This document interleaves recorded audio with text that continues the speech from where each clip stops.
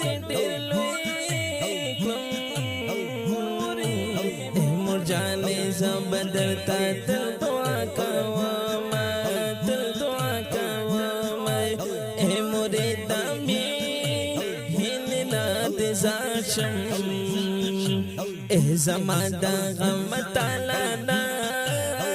درسي خوبونه او مورې ستا مخ ته ډېر ډېر ګورم ای الله دا جمرې پیدا کړي ثوابونه مورې دا ستا